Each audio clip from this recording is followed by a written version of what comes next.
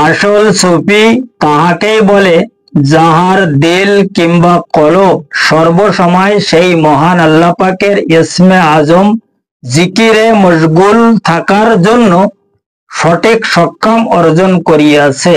সেই ব্যক্তিকে আসল সুফি অর্থাৎ একজন জাকির হিসাবে গণ্য হইয়া যায়, যার কারণে সেই মহান আল্লাহ পাক প্রত্যেক মানব গোষ্ঠীগুণকে তিনি খোদ এরশাদ ফরমায়া, ইজা যুকিরাল্লাহু ওয়াজিলাত কুলুবুহুম, অর্থাৎ নিজ কলবি জুলুম হইতে যে ব্যক্তি পরিত্রাণ লাভ করিবে এবং করিয়াছে, সেই ব্যক্তি অবশ্যই মুক্তি প্রাপ্ত হইবে।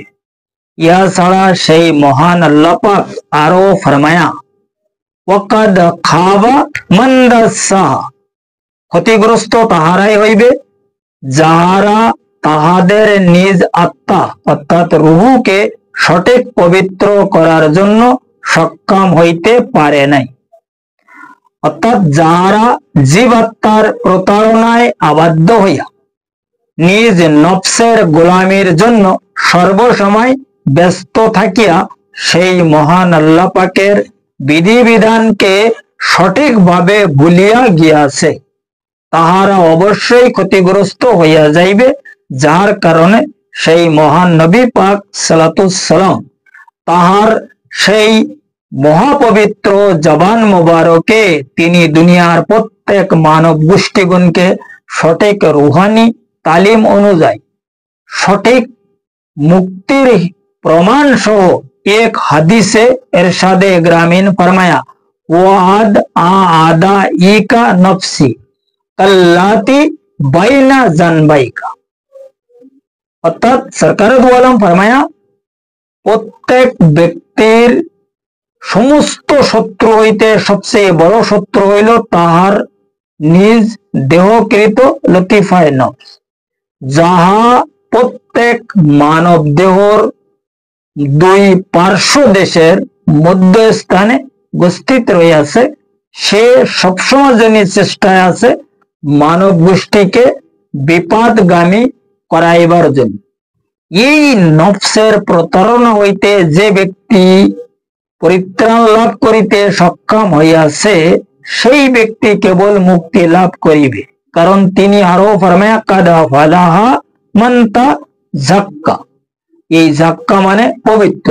এই নফসকে যতক্ষণ পর্যন্ত পবিত্র করিতে সক্ষম হওয়া না যাইবে, ততক্ষণ পর্যন্ত কোনো ব্যক্তি যদি সুফি হিসাবে দাবি করে, তাহার দাবি বিলকুল বৃথা আস্ফালন মাত্র।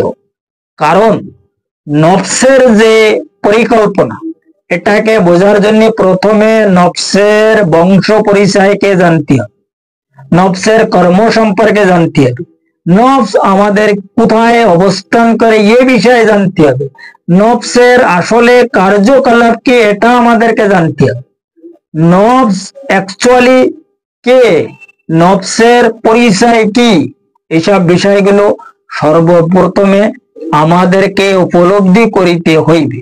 এরপরে যে নফসকে মানে কন্ট্রোল করা যাবে, নফসের প্রতারণা হইতে আমরা বাঁচিতে সক্ষম হইব।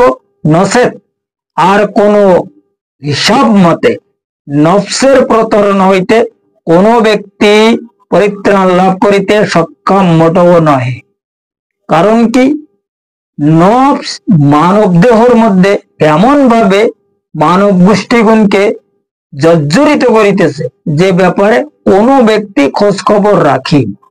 কারণ এ ব্যাপারে পরিষ্কার ভাবে কোরআন এবং হাদিসে সেই মহান আল্লাহ পাক এবং তাহার নবী পাক আমাদেরকে এমন ভাবে সতর্ক ফরমায়া যে বিষয়টা আসলে কিন্তু বর্ণনা করা সম্ভব না। কিন্তু আমরা তো প্রত্যেক ব্যক্তি আমাদের নিজ নিজ আমিরত্বর কারণে আমরা ক্ষতিগ্রস্ত হয়ে যাচ্ছে। নফস কি ব্যাপার, আমাদের আসলে কি করে, এই বিষয়টা আমরা কোনো মতে খোঁজ খবর রাখি না। কারণ আছে কি, আমরা এই দুনিয়ার হচ্ছে একজন মুসাফির, আর এই দুনিয়ার খেলাফত দেওয়া হয়েছে শয়তানকে।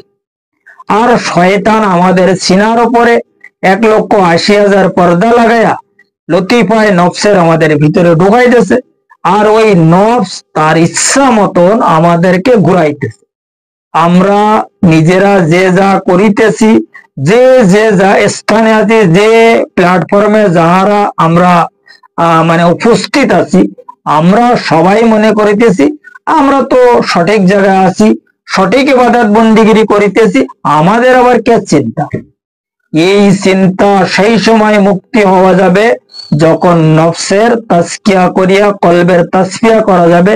কলবের তাসফিয়া করিয়া হক্কুল ইয়াকিনের সঙ্গে কাশফে ঈমান হাসিল করিয়া তাজাল্লি রুহু সৃষ্টি হইবে। তখন কে এই কলব সেই মহান আল্লাহ পাকের জিকিরে ইসমে আজম করা শুরু করিবে। এই মুখ জবানের সেই সময় আর কোনো দরকার হবে না। তখন একজন ব্যক্তি সুফি হিসাবে দাবি করিতে সক্ষম হইবে। নসেব অন্য কোনো মতে যদি কোনো ব্যক্তি সুফি হিসাবে দাবি করে, তা আমার নজরে এটা সম্পূর্ণ বৃথা, এবং কোরআন হাদিস হচ্ছে তার প্রমাণ এবং দলিল। মানব দেহর মধ্যে এই বিষয়টা, এই কলবি বিষয়টা, রুহানি বিষয়টা সম্পূর্ণভাবে উপস্থিত রাখা আছে। আল্লাহ পাক মানব গোষ্ঠীকে বিভিন্ন প্রকারের রূহ প্রদান ফরমায়া কি জন্য? শুধুমাত্র তার পর্যন্ত মানব গোষ্ঠীকে উপস্থিত হইবার জন্য। এই যে আল্লামুল আসমা ইলম আমাদেরকে প্রদান করা হয়েছে, কি কারণে প্রদান করা হয়েছে? এই ইলম তার দেওয়ার কি দরকার ছিল? হযরতে আদম আলাইহিস সালাতু সালামকে যে ইলম তিনি প্রদান ফরমায়া, এই ইলম সম্পর্কে কোন ফেরেশতা পর্যন্ত খোঁজ খবর রাখেন। এই ইলম কেবল মানব গোষ্ঠীকে দেওয়া হয়েছে, যেটার নাম হচ্ছে আল্লামুল আসমা। আর এই ইলম হইল একমাত্র আমানত বস্তু। এখন আমরা আমাদের আমানতের ব্যাপারে কোনো খোঁজ খবর রাখলাম না, আমানত কি জিনিস এটা ভালোভাবে জানলাম না, দেখলাম না, এইটারে তালাশ করলাম না, এটারে ওয়াকিফল নিলাম না। আমরা নিজেরা সুফি দাবি করে বসে যেতে থাকি, সুফি সম্পর্কে সুফি সাজিয়া বিভিন্ন প্রকারের আলাপ আলোচনা শুরু করি। তাহলে এটা কি হবে? এখানে তো পরিষ্কার ভাবে বোঝা যাচ্ছে। এখন এই ব্যাপারে দেখো, আমি কাউকে মানে ক্রিটিসাইজ বা কারোর নাম ধরে বলিতে চাচ্ছি।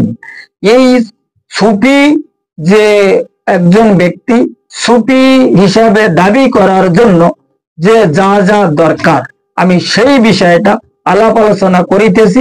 এই ব্যাপারে যদি কেউ পরিষ্কার ভাবে জানিতে চায়, বুঝিতে চায়, কারো জানা বোঝার ইচ্ছা থাকে, ডেসক্রিপশনে আমার নাম্বার দেওয়া আছে।